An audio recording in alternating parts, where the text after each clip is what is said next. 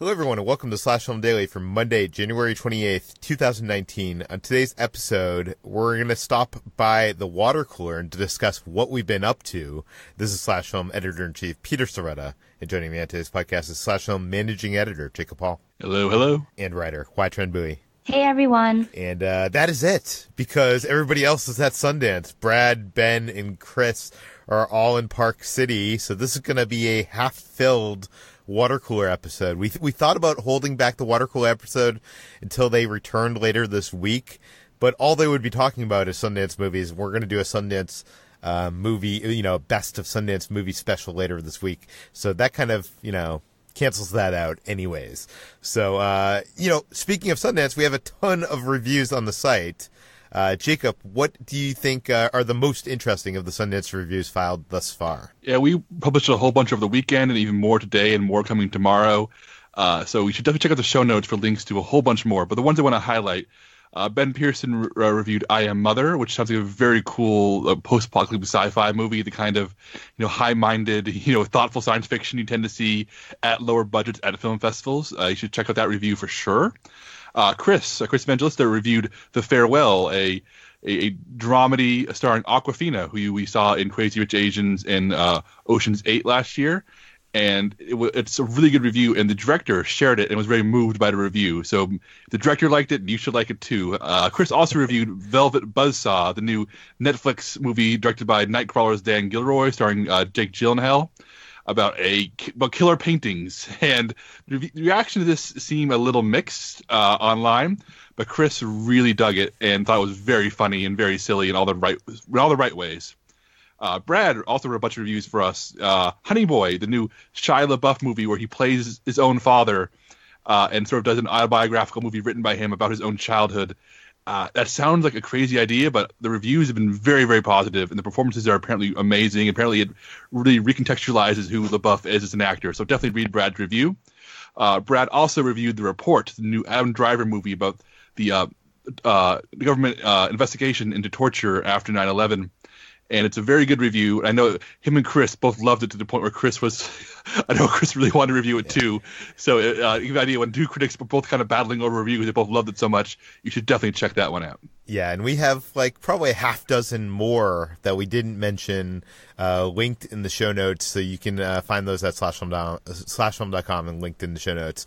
But let's get into the water cooler and talk about what we've been up to. I spent a lot of this last week. Well, first of all, my girlfriend Kitra has been out of town. She went to visit her grandpa, who it was his birthday, and so I've been left alone.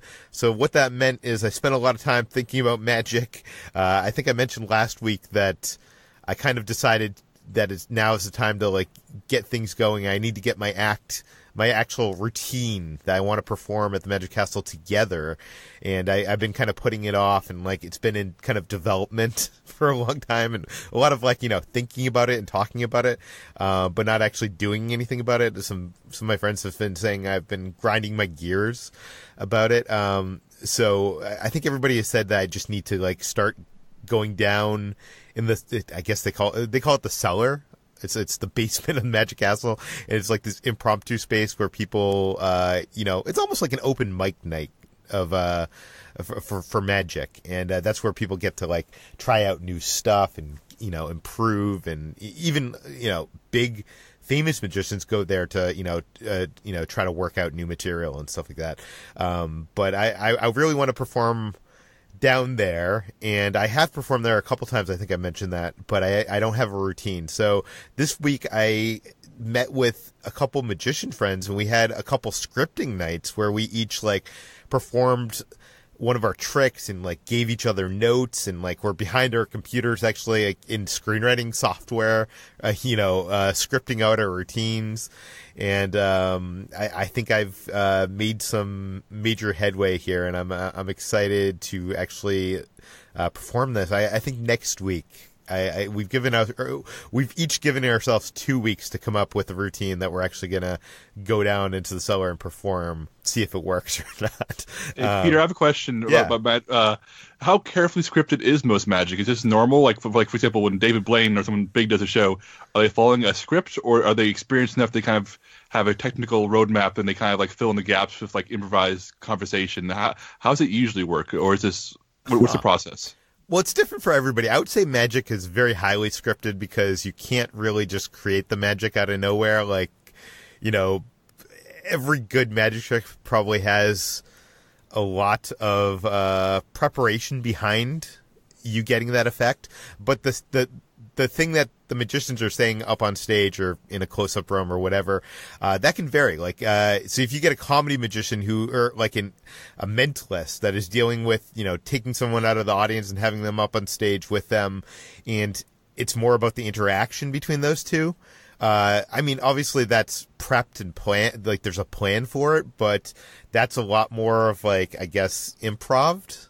You're trying to get to a place that is in the plan, but not, the lines aren't scripted out.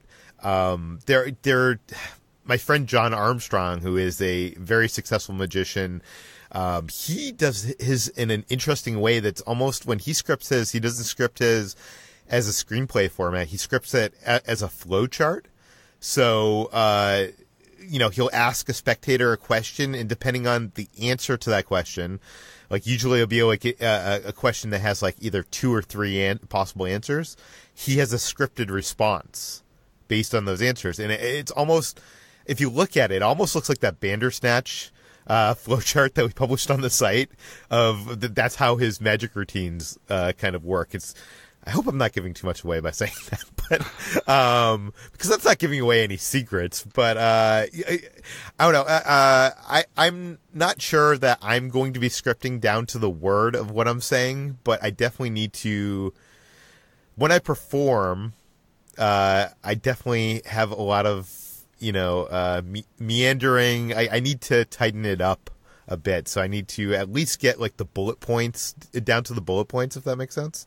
Of what I'm doing. Yeah. And I'm also trying to come up with a routine that fits me, which I think is the hardest part. So, like, for instance, I'm working at one of the tricks I wanted to do is a mentalism trick where, Jacob, you're in the audience, you're picked, and somehow you think of a movie.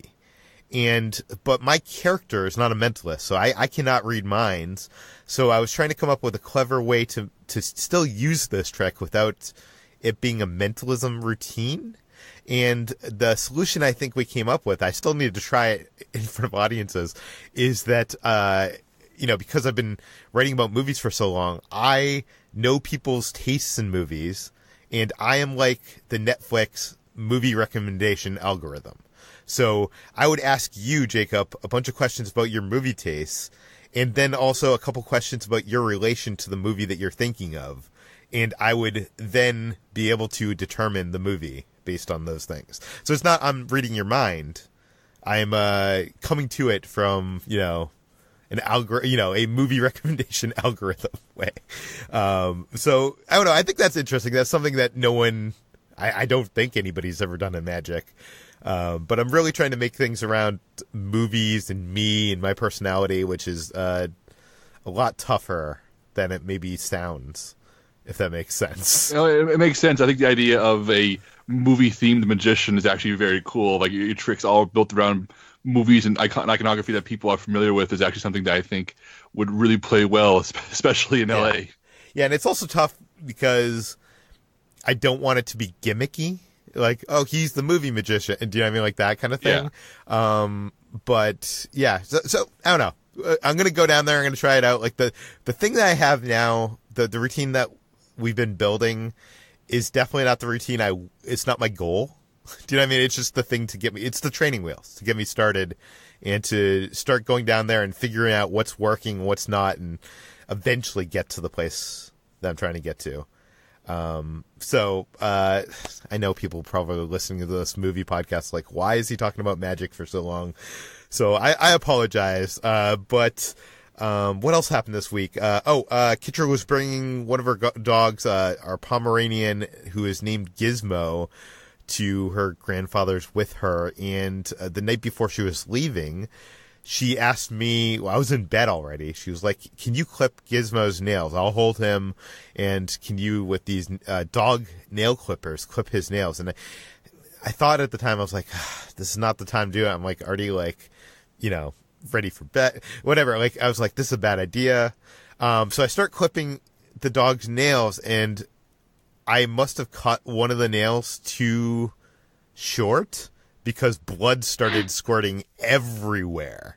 And it was like a lot of blood. Like I've never had this happen where you cut a dog's nail too small, but apparently like they bleed a lot, and it was freaking scary. It was like, I thought like something had horribly gone wrong. We were like looking up like solutions online of, I guess if this happens and you don't have the required, like the things that you need to fix it, if you dip your dog's nail in baking soda or cornstarch and that lets it clot up, that's the solution.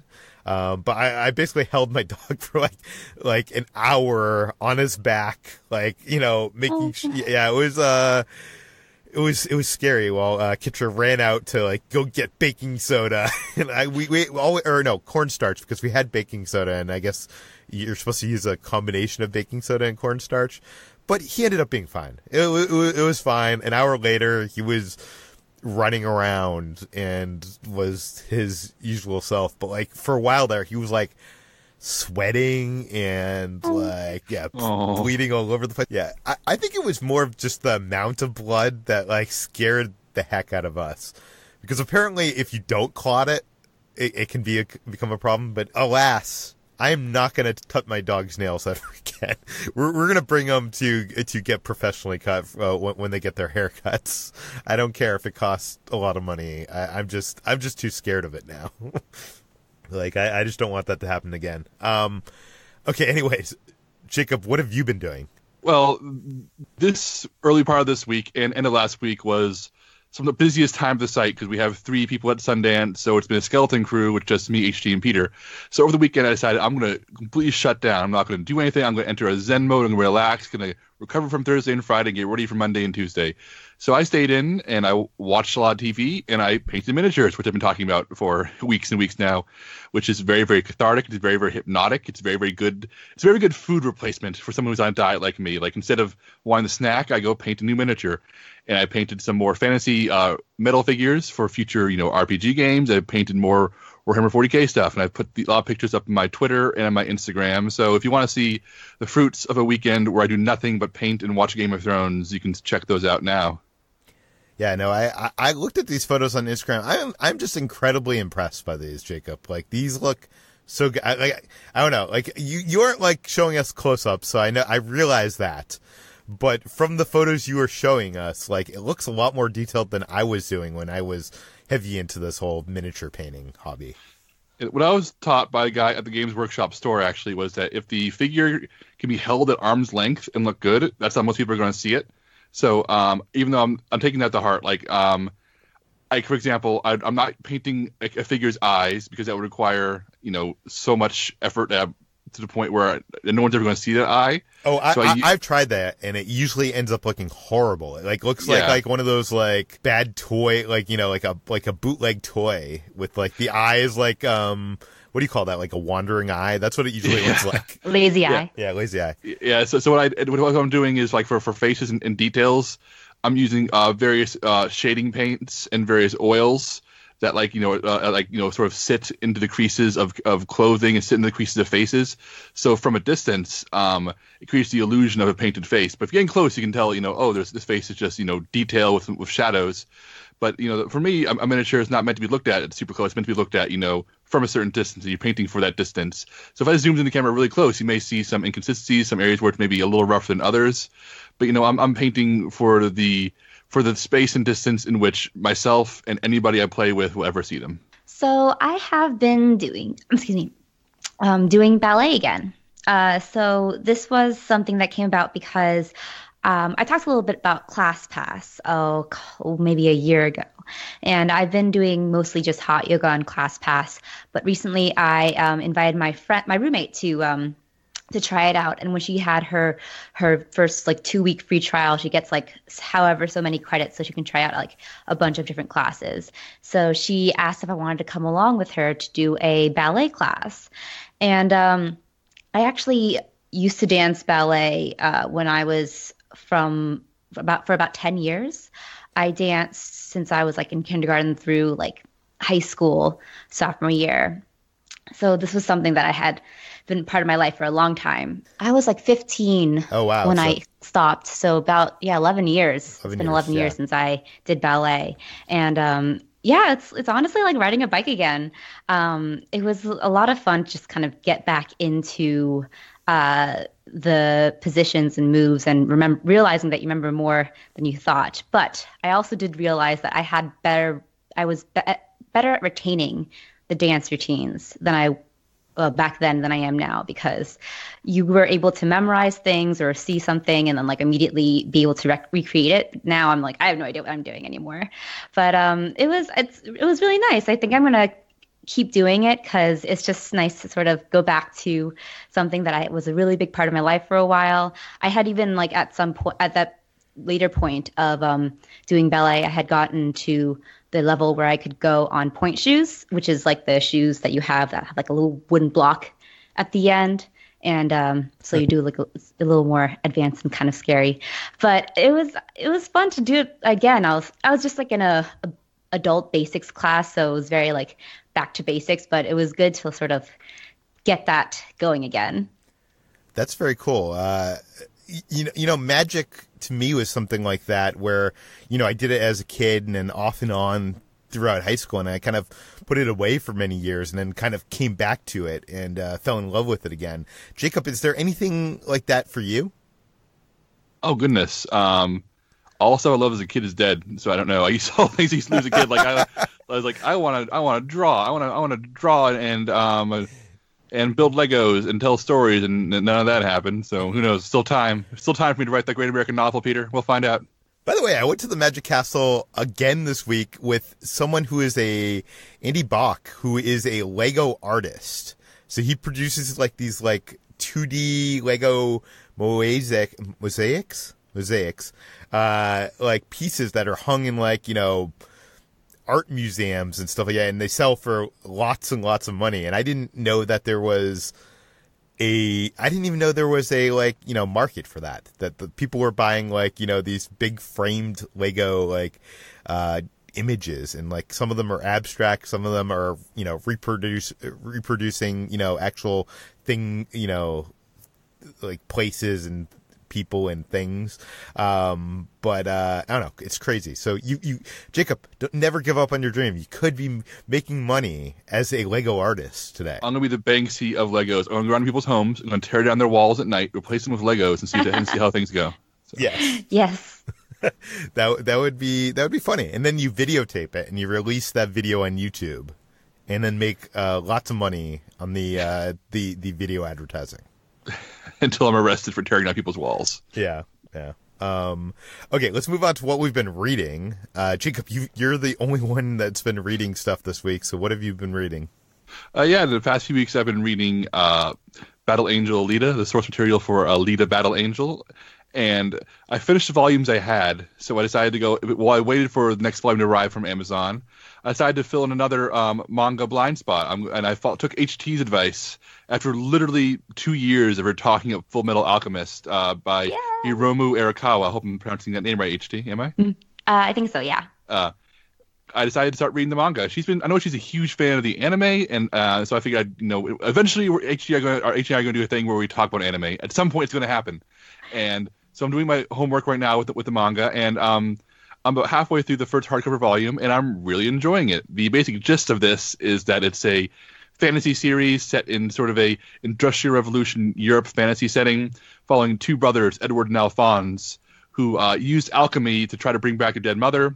It resulted in one having their soul trapped inside a suit of armor, the other one losing limbs, and now they just travel around trying to locate the Philosopher's Stone so they can restore themselves while solving mysteries, while fighting evil, while getting on many adventures. That's for the template so far. I don't know if there'll be a larger plot that kicks in at some point. Mm-hmm. Right now, I'm still at the point where it's like they're wandering from town to town, finding adventures, solving them in very fun ways.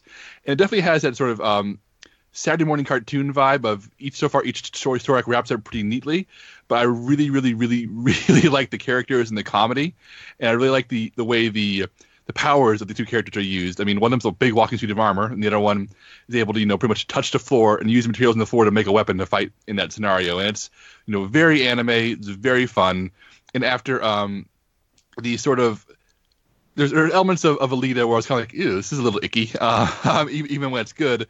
Fullmetal Alchemist is written and drawn by a woman, and I feel like that makes all the difference. It has a softer, gentle to all the humor, to the female characters, to pretty much everything. And HD, I know you were a big fan of the anime. Have you read the manga as well? I have. I've read all of the manga, and there are 2 anime series. So the original was being created simultaneously as the manga was being published, and it actually caught up to the manga and went off on its own story. And then later on, they kind of redid another series where it followed more closely to the manga storyline. And I actually had watched the original anime first and really enjoyed where they went, like they sort of like boldly went into like this very philosophical, very strange direction for their ending.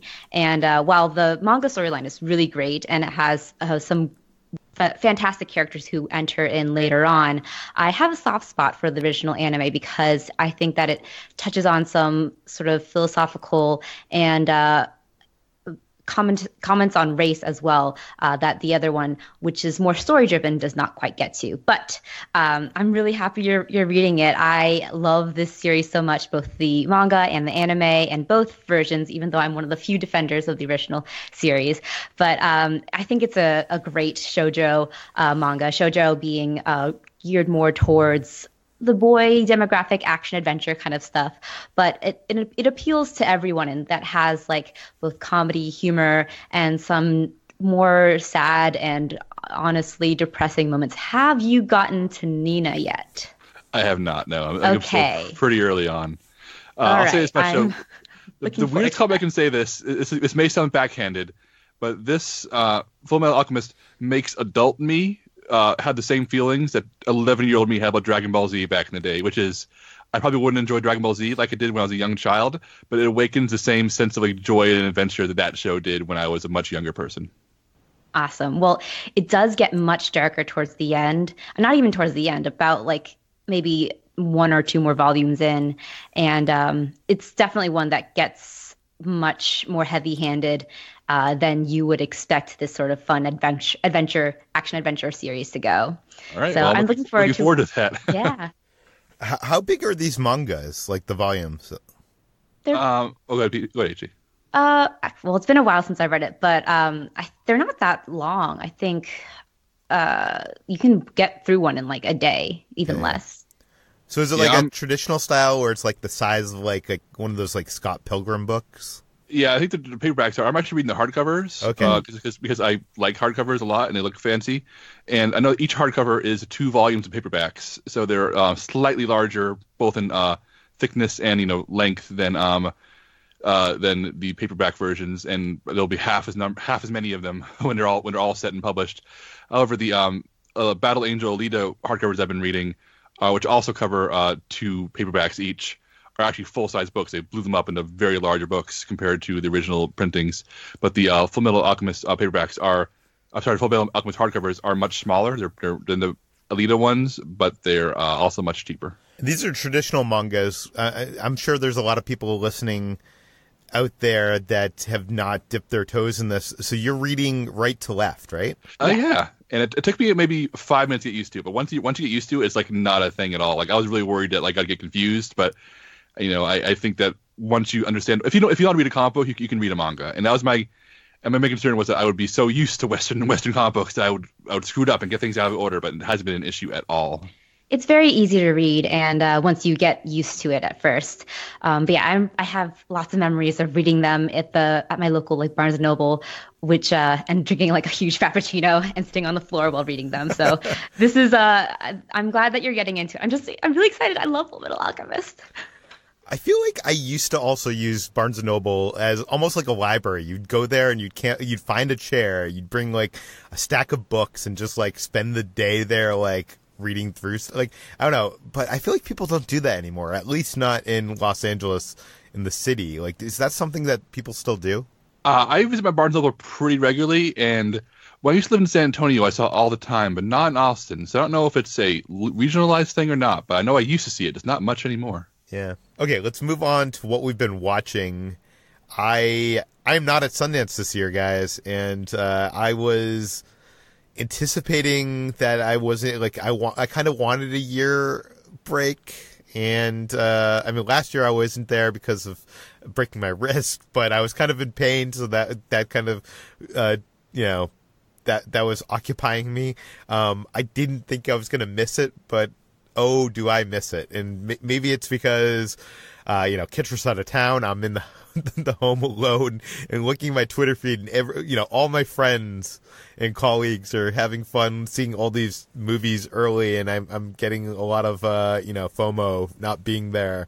And so on Saturday, I was sitting there like kind of hating myself, and I was like, I'll go see some movies. I have this AMC A-list pass, so I'll just go to see some movies.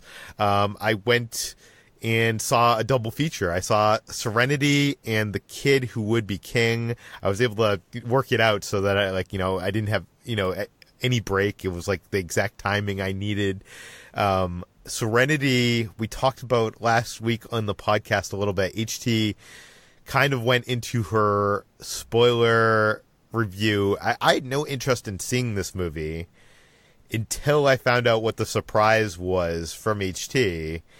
And I want to say, like, the marketing for this movie kind of hints that there's some kind of interesting twist along the way. So I don't think it's a spoiler to say that there is some kind of interesting twist in this movie. Like, the movie is kind of about, I guess Matthew McConaughey is a fisherman on an island somewhere, and one of his exes kind of comes along to try to hire him to kill her husband. Is that correct, Yes. HJ? Yeah. Yeah. And so it is the ex is Anne Hathaway, and her husband is Jason Clarke, and it's trying to be this kind of sexy thriller. I don't think it's either one of those things. It's very kind of melodramatic, and it's not enough melodramatic to be fun. I feel like it's weird, and I don't want to get into spoilers here, but it's weird. It's such a weird movie. I don't know how this got made, or who greenlit this, or who thought it was a good idea. Every scene, Matthew McConaughey is like smoking and drinking. Like I don't think, or he's naked. He's naked. But like I don't think I've seen in the last 10 movies combined, or 10 years of movies combined, this much smoking in a movie. It was actually kind of like distracting. I was almost like looking in the credits, like, is this sponsored by, Big Tobacco or something? And yeah, I think I've seen, like, I think in this movie, I would say there's probably like 30 minutes of McConaughey's naked butt. Like there's scenes where he's like swimming naked that, are from the front of him, that there should be no reason that we see his butt, but like he's in a position that seems like clearly designed for us to like have his butt is sharing the screen with his face, right? Like, I mean, yeah, this is a very strange movie. This is a movie where Matthew McConaughey has to utter the line with a straight face, I'm a hooker but with no hooks. It's so strange. The twist ending is, I think, the only really interesting thing about this film, and you could hear HT talk about that in the podcast last week. And honestly, even though I didn't like this movie, I think people should see this movie because it's so strange and weird.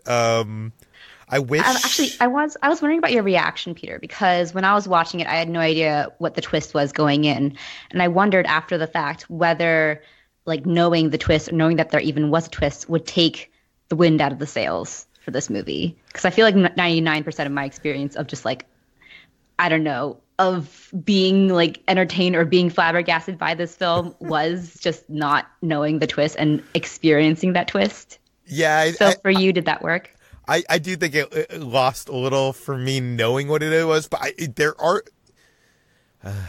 I don't want like to get complaints about spoilers, so I'm trying to keep this as vague as possible. But like any good twist in a movie, not that this is a good twist, there are setups along the way. So knowing it, I was able to see like these kind of like hints towards it early on, if that makes sense. So I think I got that out of it, where maybe you didn't. But when the twist actually happened, my theater, by the way, my theater was, I want to say like 75% full. I was surprised. I thought I was going to get there and I was going to be like the only one seeing this movie because I don't know anybody that was excited to see Serenity. And when the point got to the twist, I should say the twist comes very late in the film. And I want to say about halfway through the movie, like 20% of my audience walked out. It was like a bad, like when you're at Sundance or a film festival and it's a bad movie, you'll usually see that, like that's more typical of happening, but I don't usually see that a lot at a normal movie in a multiplex. People had enough with this movie before the twist. And then when the twist happened, like I looked around the theater and people were just in disbelief and people were like laughing and it was, I don't know, it was really strange.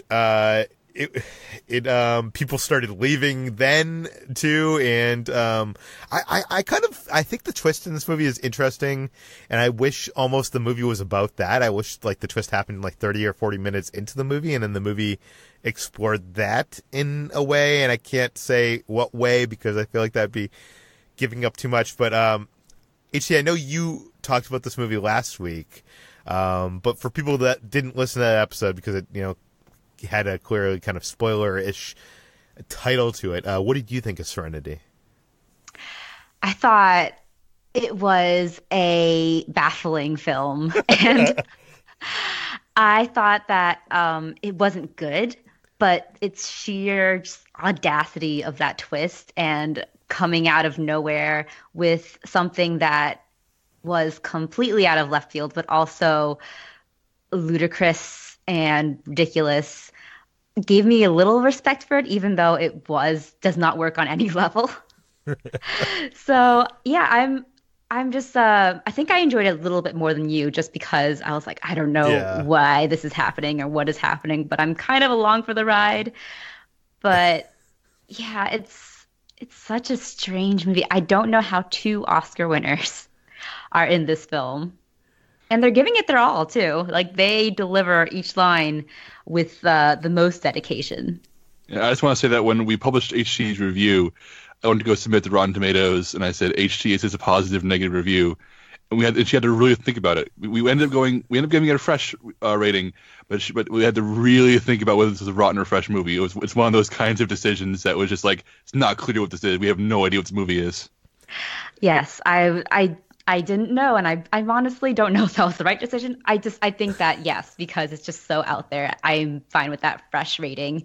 But I remember, I think last time when we were talking about this, Peter, you asked if I would recommend this to anyone, and I said I will recommend this to someone with an AMC A-list.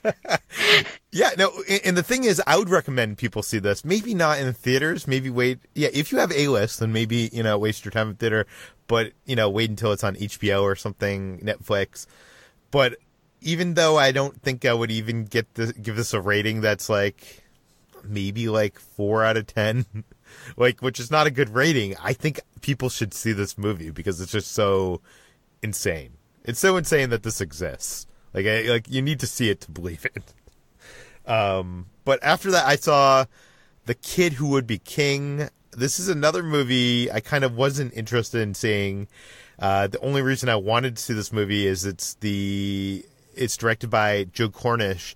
This is his follow-up to Attack the Block, which I loved. And it's kind of a shame that it's taken him this long to do a follow-up. This movie is, it feels like a movie that was ripped out of the 1980s, like kind of like a kid adventure film, like I guess like Never-Ending Story or maybe The Goonies. I don't know. It gave me some Goonie vibes. Yeah, it's hard to describe. And like, okay, so the storyline is that the Arthurian legend was true, and Arthur's sword has laid somewhere in England, in a stone, and the evil witch Morgana, is that correct?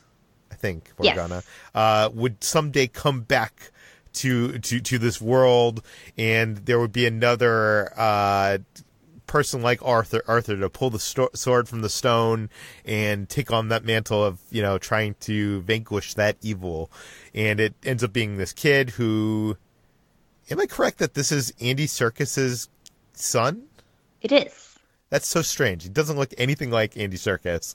And this movie it's cute, it's charming, it's very likable, but for me, maybe it was too much of a kid's movie. Like, it doesn't play kind of like, how like Pixar movies kind of play for both audiences. They play for kids, but also adults. I feel like this plays a little too much to the kids and not enough to the adults. I liked it, but I didn't love it. I'm also not a huge fantasy guy, and I don't love the Arthurian legend and that kind of stuff. And but HT, what did you think of the movie? I actually enjoyed this a lot more than you. I was very pleasantly surprised by this film because, like you said, it kind of has that spirit of the 80s kid adventure without being set in the 80s. And that's something I really appreciated because I feel like we're getting a lot of movies and shows that try to recapture that, and they kind of have to be set in the 80s to bring that nostalgia. But I think that this one kind of has that sense of nostalgia without explicitly, delivering the 80s nostalgia. And that's something that I really enjoyed, just like how earnest and straightforward of a family children's adventure film this was.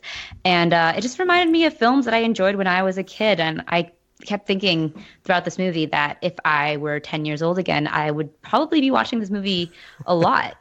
I 100% agree with that statement. Like, if I saw this as a kid, this would be on repeat. Yeah.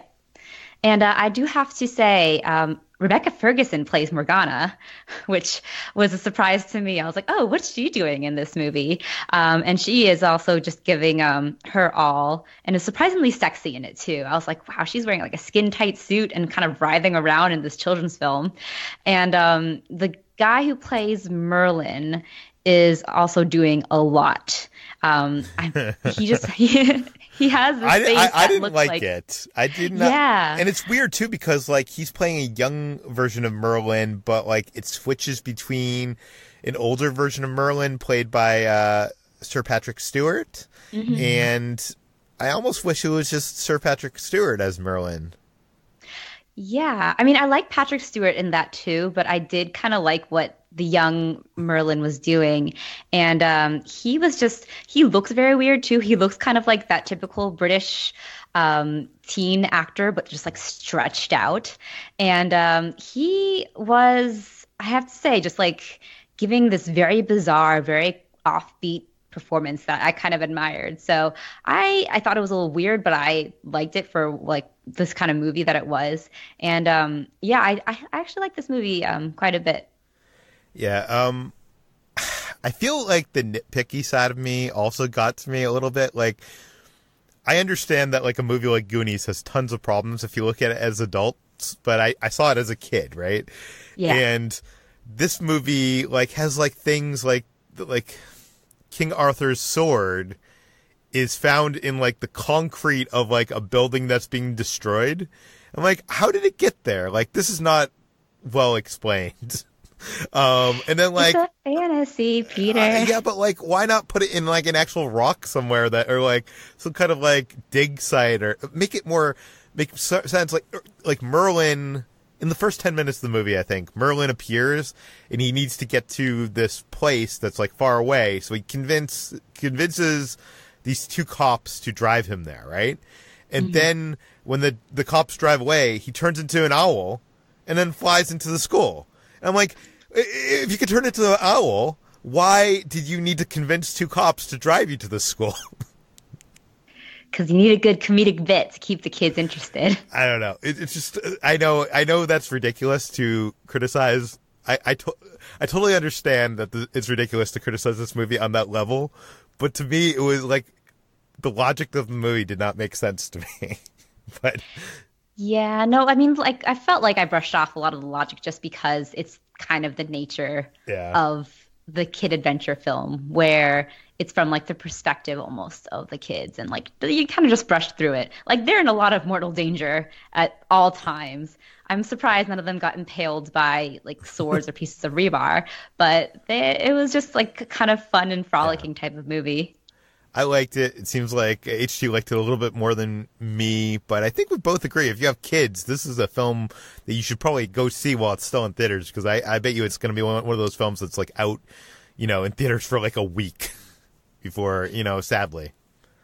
But what else did I watch this week? Last night, two of my friends, Tim and Jeff, convinced me to go over their house and watch Royal Rumble live with them. I used to be a wrestling fan during the Attitude Era, so that's like, I guess, late 90s, early 2000s. So I haven't really watched wrestling since then, but back then I owned a wrestling website called WrestleNet. So I was a big wrestling fan. I kind of got away from it. I kind of do not watch it. I have watched a couple WrestleManias since then, but I'm kind of one of those weird guys that like, just comes and hangs out with friends to watch, that one of like kind of Super Bowl of wrestling event, not understanding any of the storylines. And that's only been like the last time I did that was a couple years ago. So it's been a while.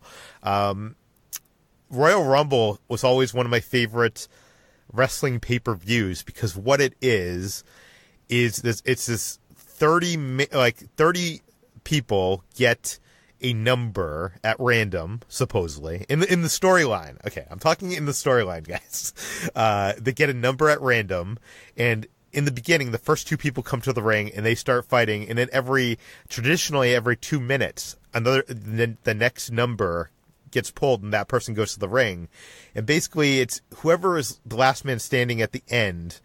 To get eliminated, you get thrown over the top rope, and both of your feet have to touch the mat outside the ring. And basically the last person at the end of the Royal Rumble who is left standing in the ring gets a title shot against the world champion at WrestleMania, which is basically like the Super Bowl of wrestling.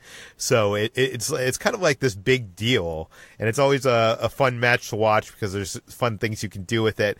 I was surprised to learn this year, and I guess they did this, they started doing this last year, but they didn't have just one Royal Rumble, but they had two. They had one for the men and one for the women. WWE recently kind of really invested themselves in their women's division. Back when I watched wrestling, it was really bad. They were called divas, and they were very sexualized, and at any given time in the women's division, I think there was probably only 2 to 4 women wrestlers. Like, it wasn't really a big division. It was basically whoever was feuding at the time over the world title. It was kind of a joke, and I think most wrestling fans thought of it as a joke, and it was sad because when there was a women's match during a Raw or a pay-per-view, you would see this mass exodus of people going to the bathroom in the crowd. Like, it was really, really sad.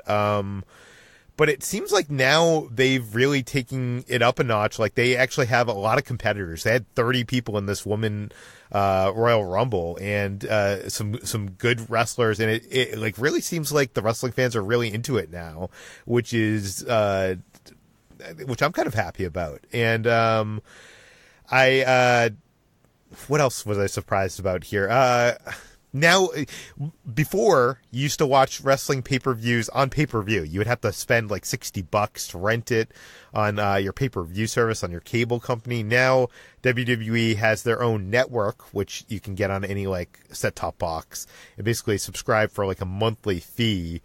So it's a lot less to get in. And back in the day, pay-per-views didn't have any commercial breaks. Now that they have a network, the pay-per-views have commercial breaks, which is actually kind of strange for me. And And what else? They changed the Royal Rumble intervals from 2 minutes to 90 minutes, but I think that was just to keep it down. But this pay-per-view, I think, was like 5 hours long. It like really wore at me. Like back in the day when I had to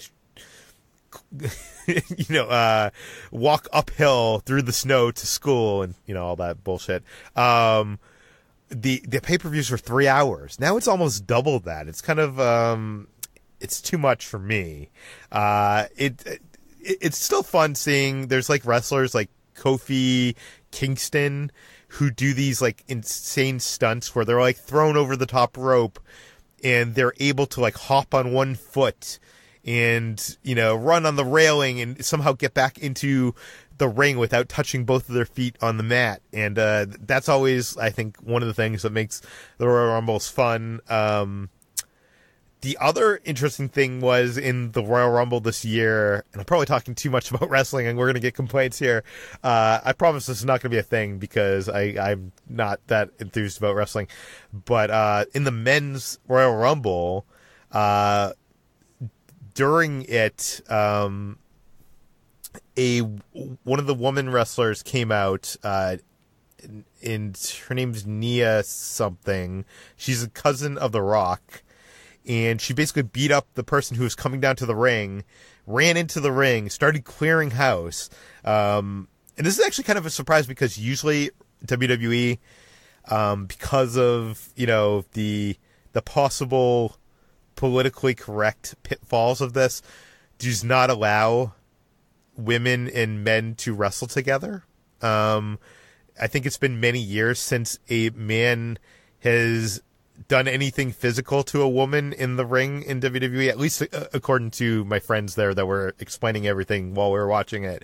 So it was kind of a surprise to see her come up there, and it, like, for a few seconds there, it almost seemed like she was going to win the Royal Rumble and go on to WrestleMania for it to be a mixed gender fight for the world title, which would have been incredible. Sadly, they didn't go in that direction. Some guy named Seth Rollins won and is going to WrestleMania to fight the champion.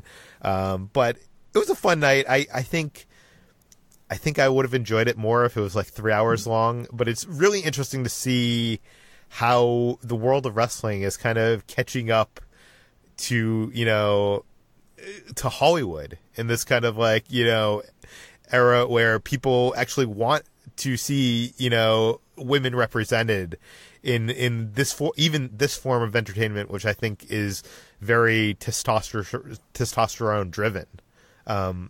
Jacob, you sometimes watch wrestling a little bit, right?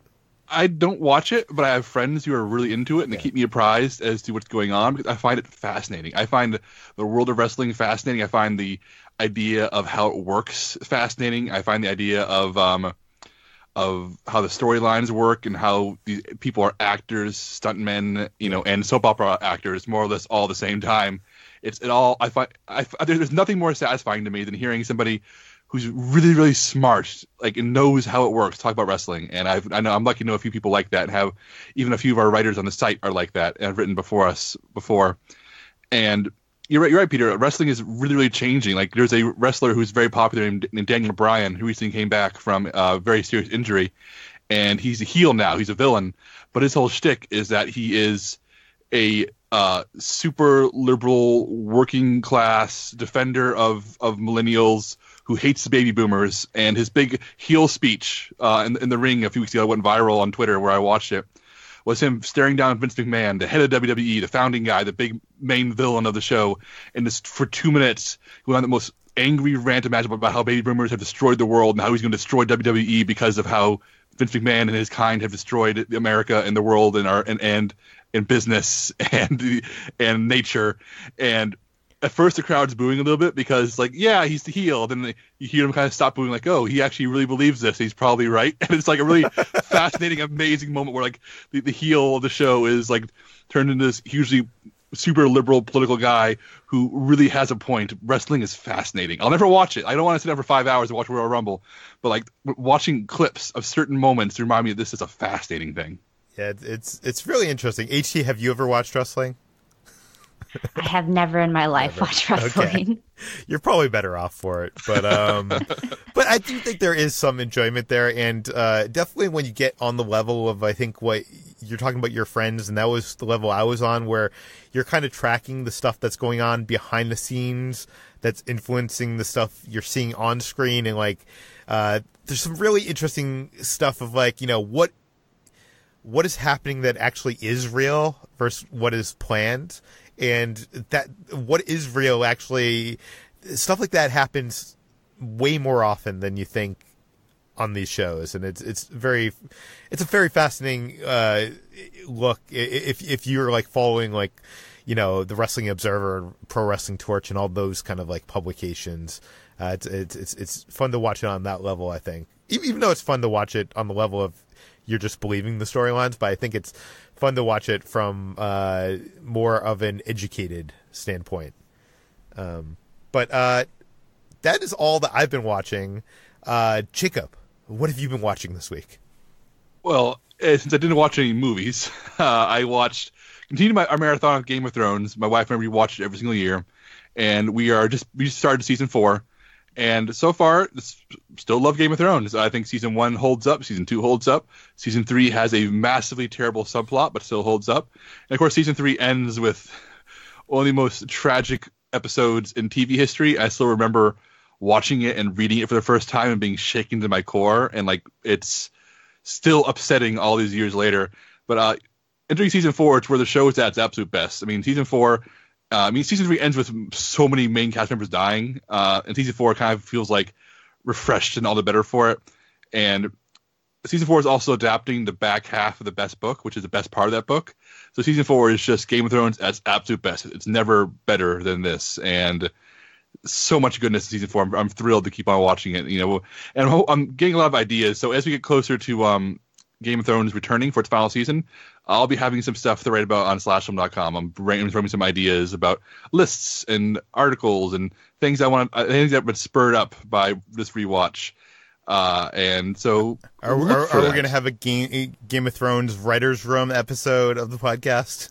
Oh, maybe. I mean, I know Brad watched it. No, Ben watched it. So I definitely think I want to do a ranking of the seasons for sure, because I think, like I said, I think undoubtedly season 4 is the best. But if Brad and Ben disagree, you know, we'll have a fight. It's like season 5 is the worst. That's how I feel right now. Is season 4 is the best, season 5 is the worst, and the rest will fall as I see fit. But if we need to, but I feel like that's even too broad. Like, what about like the best episodes, best and worst episodes? Man, my concern there is that Game of Thrones is so heavily serialized. I'm worried that some episodes may not stand out. But yeah, you know what? I'll talk to Ben and Brad off mic about this, and if they're interested in doing a ranking of not a ranking, but a top 10 best episodes, you know, let's go for it. Like, I know for Screen Crush years and years ago, I did a ranking of every single Game of Thrones character, which at the time was 144 characters, and by now it's probably close to 200. So that's probably the most extreme thing I've ever written about anything. It's probably still hanging out online somewhere if you Google Game of Thrones characters ranked or whatever, or Game of Thrones characters ranked Screen Crush. But that was right. I mean, I think when I was writing about Game of Thrones, I did a ranking of all the Game of Thrones wigs. So there's plenty of things you can write about it.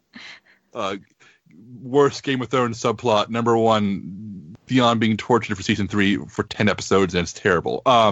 Okay, Game of Thrones, it's still a good show. It's still very good. Speaking of TV, and it should be mentioned, by the way, that on our site, who was it? Who was the person who ranked every Quentin Tarantino character ever? I think there was like 120 characters. Oh, that was me. That was you. Okay, so it was you. Yeah. So that was your close. thing, Jacob. Yeah, I did that one. I also did. I ranked every single kill in the Friday the 13th series, which was like 169. So. Jeez. Back before I was an editor, back when I had time to write more than I do now, I used to do these crazy, very long rankings. But now I don't have the time to spend 8 hours on a single article. So maybe I'll have to make Ben do it. Yeah. Well, we will link to those prior articles that we just mentioned in the show notes. Yeah, thank you. But I watched the season finale of The Good Place. HT, you watched this too, right? Yes, it's so good. It had a surprising, just emotional gut punch at the end. I guess it's not surprising considering how this show is so like emotion and empathy heavy, but I don't think it's ever gone quite as tragic as it did in this episode. Do you want to talk about it, Jacob? Just a little bit. I know I've seen a lot of people having mixed feelings on it, and I think that I think Alan Sepinwall nailed it, the writer for Rolling Stone, TV writer for Rolling Stone, where he said that it depends on how you feel about a certain couple in the show, if you buy them as a couple, and if they matter to you. And they matter to me a lot. And after the extreme high concept episode 11 of the season last week, which was the funniest, strangest episode of the series and had so many great concepts flowing around, this episode was very stripped down, almost no visual effects, almost no high concepts, just a relationship put in a very, very tough place and tested in a way that I found very upsetting and very moving. And I was ultimately really put in a place where I had to really consider the ethics of the situation, which is what The Good Place is all about. I mean, this is a show. It's been about, at first it kind of paid lip service in the first early episodes, but this is a show about people learning to be good people. But after 3 seasons, it has become such a profoundly complex and warm and thoughtful deconstruction of how human beings function that, like, when you listen to, if you listen to the Good Place podcast, which is features regular people from the show, writers, actors, producers, all talk about the show. Like, the show is inspiring, like, philosophy classes and philosophy papers being written all over the world. I mean, it is not like, it does not treat its subject matter lightly. And I think this episode really puts its characters in a very, very hard ethical position and asks them to make the right choice. And I think they do, even though it's the hard one. What do you think, HD? Oh yeah, definitely. And it's just such a character-driven human moment in this one. Like, it is about the ethics, but for me, the reason that it spoke so powerfully was because it was about these just like two people who had to do something right despite making, like, it being a very great personal sacrifice. And I absolutely loved it. And they made Jeremy Bearimy, like, kind of heartbreaking. I really want a Jeremy Bearimy t-shirt. I don't wear t-shirts with writing on them, but I will wear a Jeremy Bearimy t-shirt if NBC makes one. I've Googled it. There's not one yet, but NBC, please make a Jeremy Bearimy t-shirt. I also watched a new episode of True Detective. This is the 4th episode of the season. And I'm not sure if this is a controversial opinion or not, but Nick Pizzolatto needs to collaborate more, because this episode was co-written with David Milch, the creator of Deadwood and one of the main writers producers on NYPD Blue, one of the most famous and acclaimed TV writers of all time. And this episode was sharp as hell. The screenplay was funny. The dialogue was like just rat-a-tat. The pacing felt right. Nick Pizzolatto actually directed it too. But I feel like in season 2, Nick Pizzolatto famously was heavy-handed over the entire season, and that season is such a disaster in ways I enjoy, but most people hate. Whereas season 1 saw him butting heads with Cary Joji Fukunaga, the director, constantly, but produced an amazing season of TV. And True Detective season 3 has been good so far, but I don't think it's a surprise that the episode that was the only episode of the season that was co-written with another writer, a veteran TV writer who really knows the genre and knows cop shows well. I do not think it is a coincidence that it is an incredible hour of TV and is the best episode of True Detective since season 1. Are you guys following this season at all? I haven't. I just have not been able to catch this new season. Yeah, well, I haven't watched since season 1, and I was not even like, I know everybody was like glowing about that, and I thought some of it was good, but I was not a huge fan. Well, I think Nick Pizzolatto needs a writer's room. I know he's a novelist by trade, and he comes from TV, from that background of being the solo tortured artist. But TV benefits from having a room of people around you and collaborators to push against you and work with you. And I feel like between David Milch's contributions here and the friction with Fukunaga in season 1, I think Pizzolatto is a very, very, very smart writer who needs somebody to push against. I think he needs it. And if season 4 is ever made, I think HBO should put a writer's room around him. Sounds like a good idea. HT, aside from Serenity and The Kid Who Would Be King, what else have you been watching this week? I'm watching Jane the Virgin. I'm going to be continuing to beat my CW TV show drum and now represent Jane the Virgin, which is another unfortunately named, smartly written CW series that I don't think gets its due. Jane the Virgin stars Gina Rodriguez as the title character, who in the series, which is based off of a telenovela of the same name, stars as a woman who gets accidentally inseminated, and she is a virgin, so she's never had sex before, and it kind of throws a wrench into her plans to become a novelist and marry the love of her life. So it's this really fun sort of tongue-in-cheek take on like soap operas and that whole telenovela genre, while being having these really great characters at the center of it. Gina Rodriguez is just so fun and so charming, and it often just kind of lampshades everything about this genre. The entire series, for example, is narrated by, in the subtitles, he's called the Sexy Latin Lover. So he will basically like talk about the plot, but also make references to whatever rom-com trope is happening. Like, for example, Jane and one of her love interests get stuck in an elevator, and the narrator goes, "This is that classic rom-com trope called stuck in an elevator," and it's really fun. And I'm now currently on season 3. I was watching it for a while and then kind of dropped off, but I'm catching up before its 5th and final season makes its way to the air this March. And it's kind of sad because I feel like CW is kind of ending a golden era of, again, unfortunately named but smartly written shows. Yeah. Jane the Virgin and CW are both closing out their final seasons this year, and they're both so good and so smart. But I'm excited to see where Gina Rodriguez's career goes from here, because she is just blooming on the big screen. And while she is kind of becoming more of like the tough girl role on the big screen, it's a dramatic leap from what she's playing in Jane the Virgin, who is a really sweet and really strong-minded individual, and gets into a lot of shenanigans. So I'm excited to see to catch up with this season and just see where Gina Rodriguez goes from here. Very cool. Let's move on to what we've been eating. I wanted to recommend this app. Lately, I'm a maniac who, on a diet, weighs myself every morning.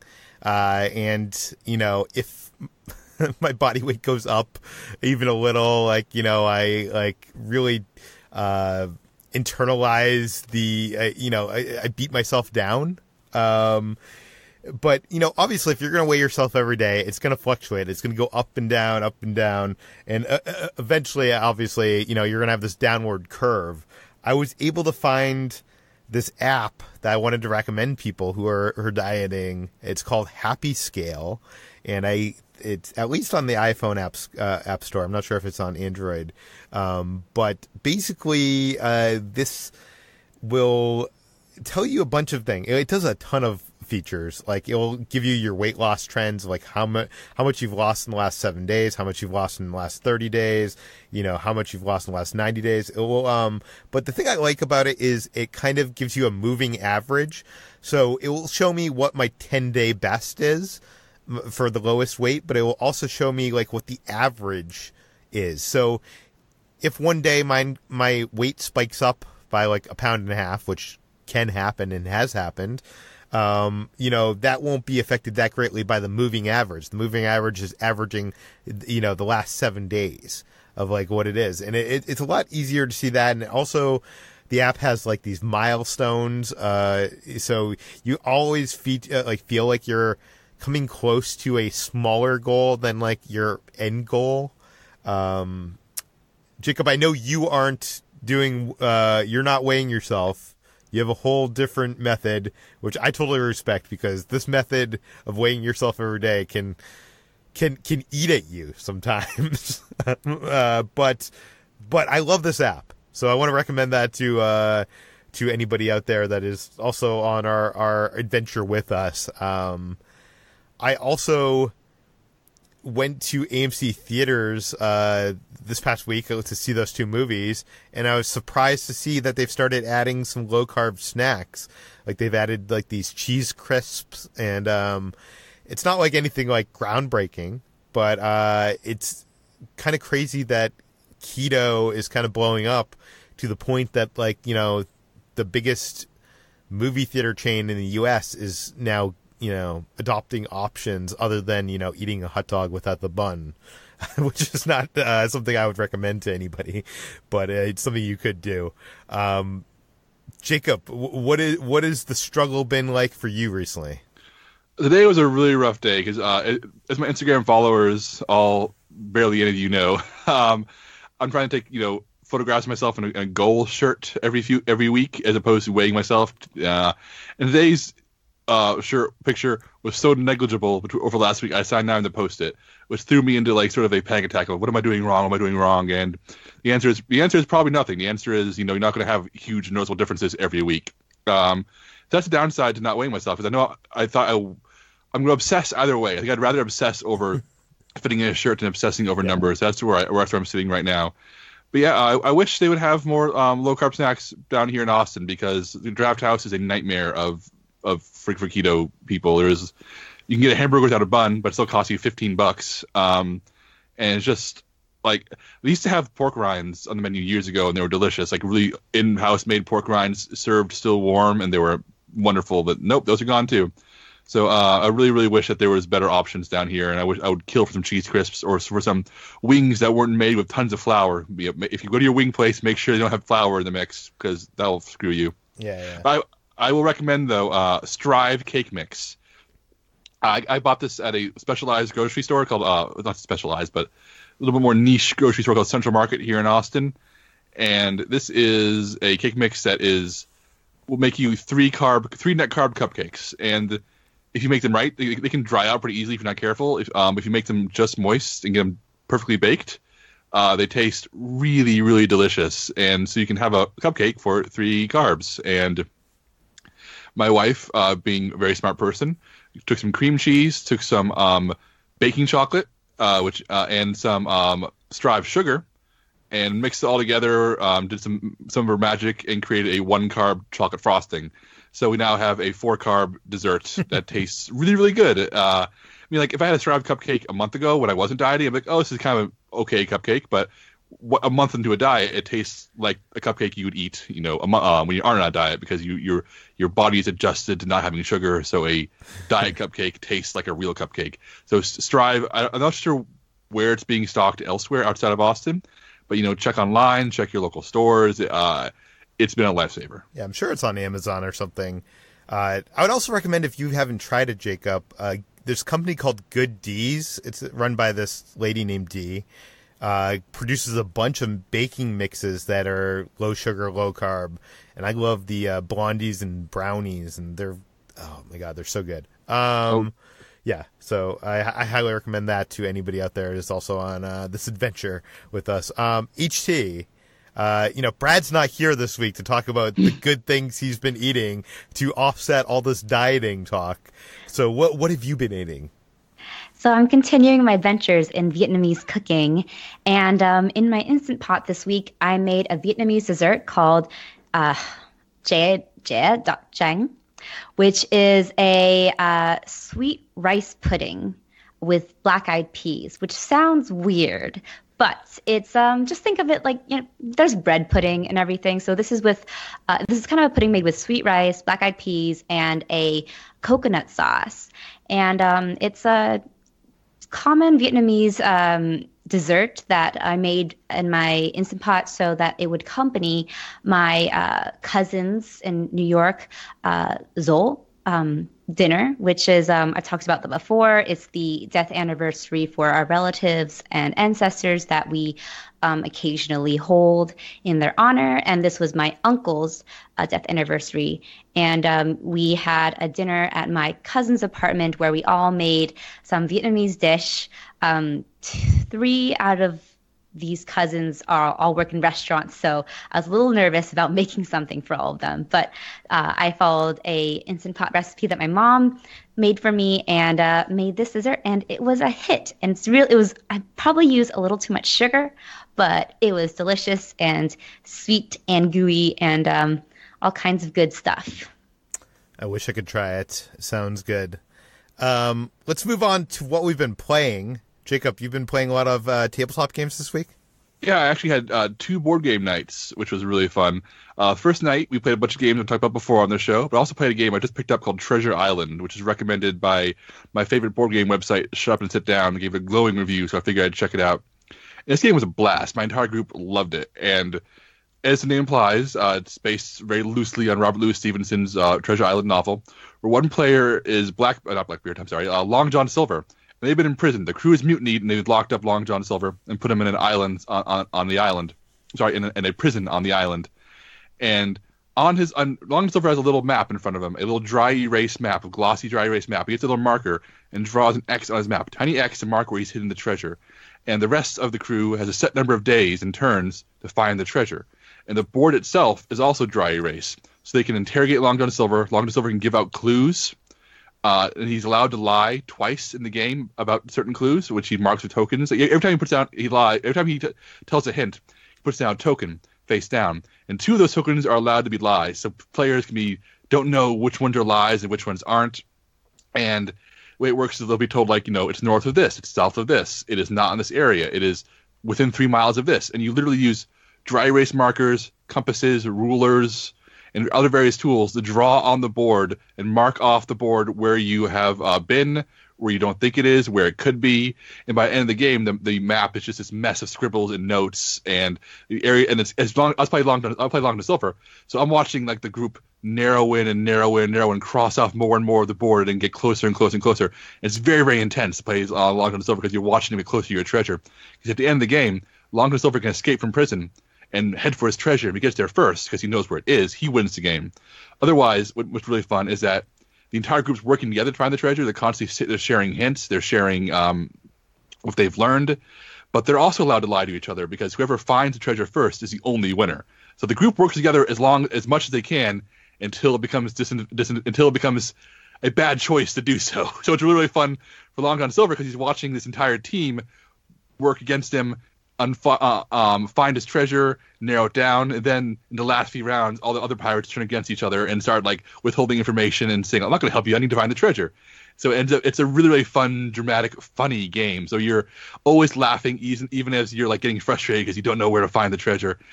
Peter, have you played this at all? I have not played this, but I watched the Shut Up and Sit Down review of this, and they actually said the opposite. That when it gets close to the end of the game, that the people start working together more because they don't want you to win. Oh, no, for me it was the exact opposite. It's the exact opposite. Everybody was super on board being a team when it started. By the end, it was cutthroat and nobody wanted to help each other.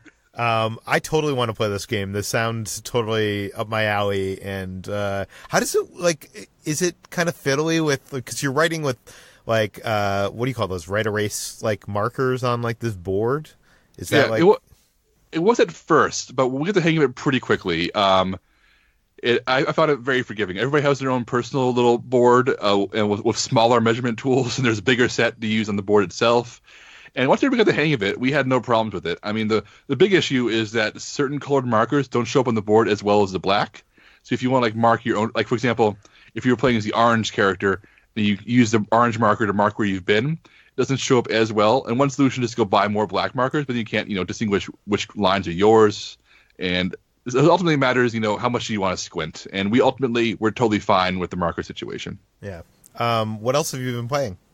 My brother-in-law hosted a game of Mansions of Madness 2nd Edition, and this is a game in Fantasy Flight Games. Is a very large library of Call of Cthulhu games based on H.P. Lovecraft's horror work. They have a whole family of games. They have the Arkham Horror card game, a few others, and then whose names are escaping me. And Mansions of Madness is a very interesting thing. It's the first edition was essentially a dungeon crawler where a group of people play as investigators exploring a mansion that's being built as they explore various rooms or mansion or dungeon, whatever you want to call it. And one player plays all the monsters and threats and creatures in the mansion, and then plays as the evil itself, throwing things at them, making it harder for them, throwing up roadblocks, fighting them with monsters. And 2nd edition takes away the player playing the mastermind and replaces them with an app. It's a fully cooperative game now where you pick an adventure, and the mobile app, displayed on an iPad preferably, will tell you which room to build next, will add NPC characters you can talk to, will randomly introduce threats. Anytime you play a mission, it'll change the layout of the map so it always gets fresh. You're never playing the same thing twice. And as somebody who really liked but didn't love first edition, but always liked playing as the mastermind, I was wary of that role being replaced by an app. But we played a 4.5-hour game of this. It's a long game. And I had so much fun. There's some storytelling weirdness that happens because the app is randomly generating a lot of things, so certain things don't make sense or don't line up. You kind of have to roll with it. But being able to completely co-op with your team while this app just throws nightmares at you, throws monsters at you, and like throws left balls and throws curve balls and left turns. We had a great time, and I'm not so sure I'm going to rush to go pick it up for myself yet, especially since my brother-in-law has it, and I can go play it with him whenever I want to. Yeah. But it is a very expensive game, but it's Fantasy Flight Games always puts out a nice product. It looks great on the table, and the app, which is free to download if you just need a game to play it, really does a really fantastic job of raising the tension and keeping you on edge. Peter, have you played this one? Yeah, see, I had the first edition, and it was so hard to play. Like, it was very fiddly, and that the person who, what is it, like the dungeon master or whatever it is, that's running it, it was a very intense job. Like, you had to know all the rules and bits and stuff like that.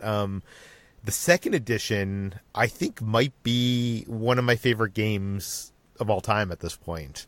I like board games that tell stories. Like, this feels like, I guess it feels like a video game in that you're exploring this mansion and things are happening and you're trying to uncover a mystery, and there's different scenarios that have different stories, and they kind of, I think, connect together a little bit. But some of them are interesting. Like one of them I played, there was like people around the mansion, and it was almost like you had to, it was like a game of Clue. You had to like go and talk to people and figure out like who is responsible for something, and then something bad happens, and like some cultists come out. I don't know whatever happens, but it's a lot of fun. I just yeah. And it's sometimes accidentally really funny. Like, my character was the millionaire, and he was, during the game, he went one direction out, down the alleyway. Well, everybody else went the other direction, and they were fighting monsters and shooting things, getting gun battles, getting beaten to hell. And my guy was walking into diners, walking into businesses, and like having a great time, just collecting goods, finding weapons, learning information, and having no fights, which sounds like it should be boring, but it ended up being hilarious because you gotta imagine like the cross-cutting between the group in a massive gun battle with monsters screaming, getting torn apart, cut to their friend down the street in the diner, just chatting to the waitress, learning about the night. And it was just really, really funny in a way the game didn't intend, but because the alchemy of it ended up being really entertaining. Very cool. What else have you been playing? I've been playing the Nintendo Switch version of Carcassonne. Carcassonne is a very famous, at this point, European-style board game of laying tiles and building communities in the French countryside, building roads, building abbeys.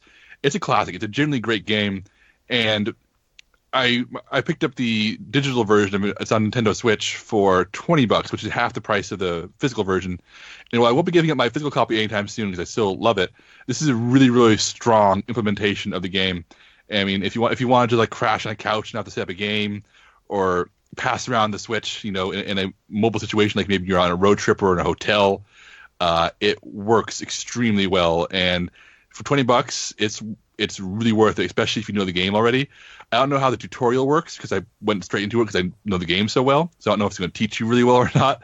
But if you already know and like Carcassonne, it is a really, really, really good version.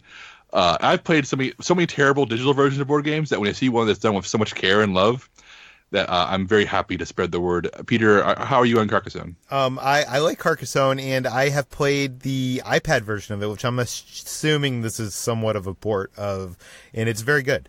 So if you like Carcassonne, I would recommend that as well.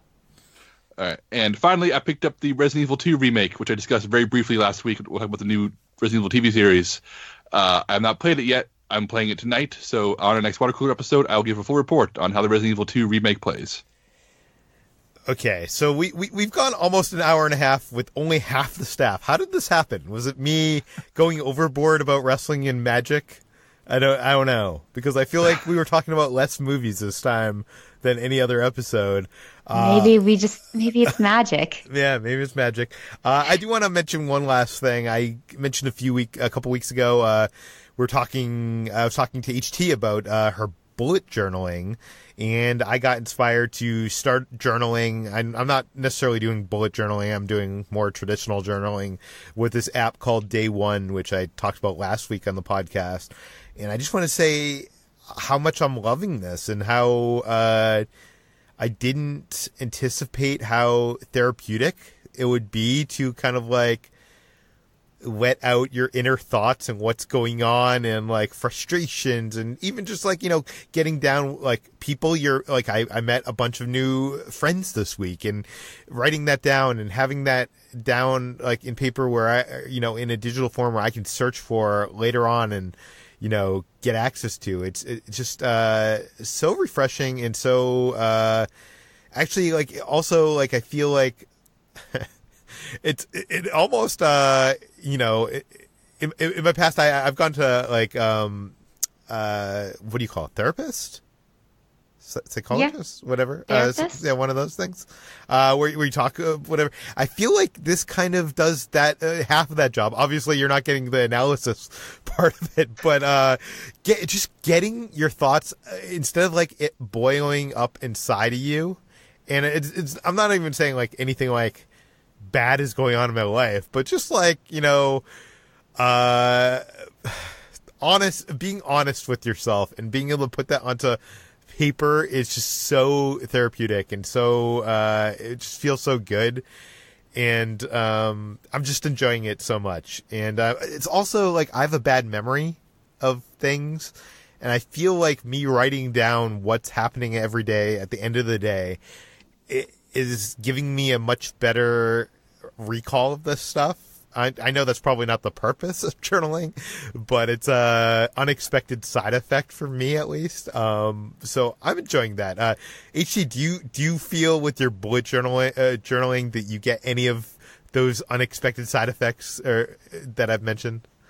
Oh, yeah, for sure. I also have terrible recall, and just being able to write things down and write down names and write down restaurants I've been to helps me recall them better.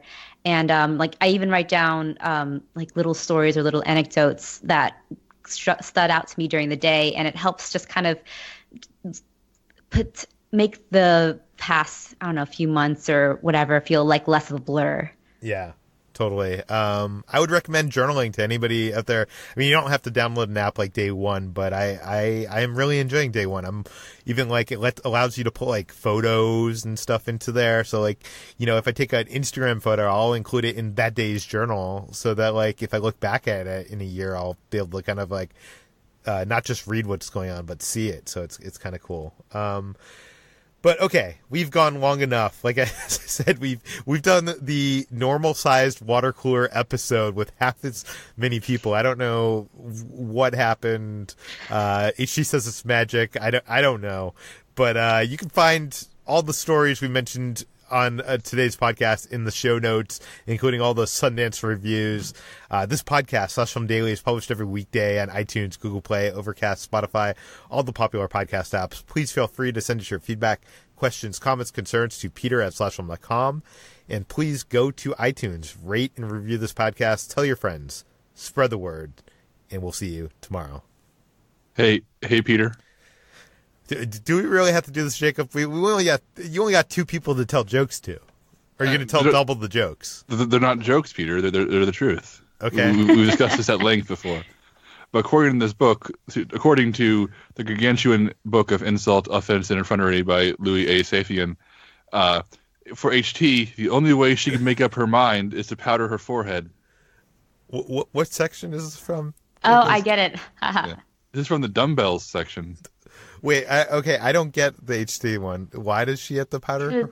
Yeah, I put makeup on my head. Oh, to make up her mind, she has to powder her forehead. That's fantastic. Let's see. I had a good one for you, Peter. I lost it. Oh no. We'll never hear this insult ever. That's sad. He paid $500 to have his family tree searched and found he was a sap.